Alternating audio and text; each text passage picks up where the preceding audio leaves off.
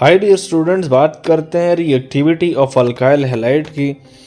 तो आप लोग देख सकते दो तरीके से हम रिएक्टिविटी ऑफ अल्काइल हैलाइड को चेक कर सकते हैं। एक तरीका यह है कि उसकी पोलैरिटी को देखा जाए। तो आप लोग देखें, यहाँ पर मैंने लिखा हुआ है मिथाइल फ्लोराइड यानी RF को मैंने लिखा हुआ है। यहाँ पर मैंने लिखा हुआ है अल्काइल क्लोराइड यानी मिथाइल क्लोराइड, यहाँ पर मिथाइल ब्रोमाइड और यहाँ पर क्या मिथाइल आयोडाइड। तो आप लोग इसके नीचे मैंने इलेक्ट्रोनेगेटिविटीज़ भी लिखी हुई हैं। तो यहाँ पर आप लोगों के पास फ्लोरीन की इलेक्ट्रोनेगेटिविटी 4 और कार्बन की इलेक्ट्रोनेगेटिविटी 2.5। अब यहाँ पर क्लोरीन की इलेक्ट्रोनेगेटिविटी 3.1 और कार्बन की 2.5। ब्रोमीन की जो इलेक्ट्रोनेगेटिविटी है वो 2.96 है और आयोडीन की जो है वो 2.6 इलेक्ट्रोनेगेटिविटी है। अब आप लोगों ने जो गौर करना है वो ये है कि आप लोगों के पास जो सबसे पोलर बॉन्ड होगा वो मिथाइल फ्लोराइड का होगा, क्योंकि कार्बन से बहुत ज़्यादा इलेक्ट्रॉन खींचे होंगे किसने, फ्लोरीन ने, क्योंकि फ्लोरीन की इलेक्ट्रोनेगेटिविटी सबसे ज़्यादा है। तो कार्बन के ऊपर हैवी पार्शियल पॉजिटिव चार्ज होगा और फ्लोरीन के ऊपर हैवी पार्शियल नेगेटिव चार्ज होगा। तो ये एक आप लोगों ने गौर करना है कि आप लोगों के पास एक तो ये इंट्रा बॉन्ड जो है वो एक किस्म की स्टेबिलिटी दे रहा है। ये देखिए डाइपोल मोमेंट जो है वो बॉन्ड लेंथ को शॉर्ट रखता है। तो यहाँ पर तो एक बॉन्ड लेंथ जो है वो शॉर्ट होगी और दूसरा एक जो आप लोगों के पास एक्स्ट्रा फोर्स है, डाइपोल फोर्स जिसको हम कहते हैं, वो कार्बन और फ्लोरीन के दरमियान जो है, देखिए मैंने इसको डॉटेड लाइन से ज़ाहिर किया हुआ है, वो भी आप लोगों के पास एग्जिस्ट करता है। एक तो ये फोर्स है इंट्रामोलिकुलर फोर्स, और ये जो है डाइपोल फोर्स जो है ये बॉन्ड लेंथ को शॉर्ट करने में मदद करता है।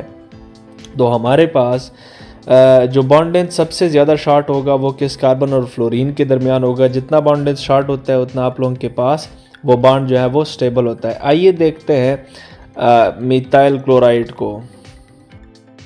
अब बॉन्ड पोलैरिटी को देखा जाए तो दूसरी पोलैरिटी किसकी होगी, मिथाइल क्लोराइड की होगी, फिर ब्रोमाइड की, फिर आयोडाइड की।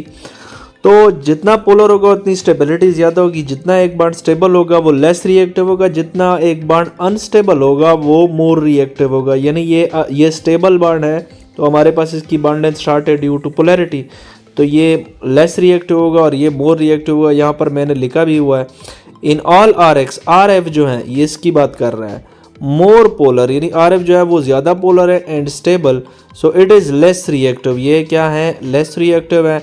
The dipole forces create the bond length to become short, यानी ये जो फोर्सेस हैं, ये जो फोर्स हैं यहाँ पर एक किस्म की डाइपोल मूवमेंट भी होगी कार्बन से फ्लोरीन की तरफ, जो कि आप लोगों के पास इस बॉन्ड लेंथ को क्या करता है, शॉर्ट क्रिएट करता है। और ये बॉन्ड लेंथ शॉर्टनेस की वजह से ये बॉन्ड मोर स्ट्रांग है और ये बॉन्ड लेस स्ट्रांग है। आगे देखते हैं एनर्जी के बेस पे बात करते हैं जी।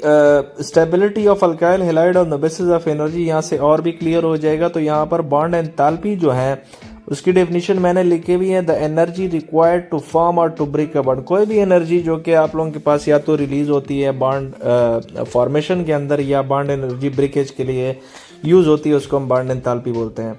तो RF की बॉन्ड को क्लीव करने के लिए, यानी कार्बन और फ्लोरीन की बॉन्ड को क्लीव करने के लिए 467 किलो जूल पर मोल, RCl की बॉन्ड को क्लीव करने के लिए 346, इसके लिए 290 और RI के बॉन्ड को क्लीव करने के लिए 228 किलो जूल पर मोल एनर्जी चाहिए। सबसे ज़्यादा यहाँ पर मैंने इक्वेशन भी लिखी हुई है, बॉन्ड एनर्जी जो है वो डायरेक्ट रिलेशन करता है स्टेबिलिटी को, और जो जितना ज़्यादा स्टेबल होगा वो उतना कम रिएक्टिव होगा।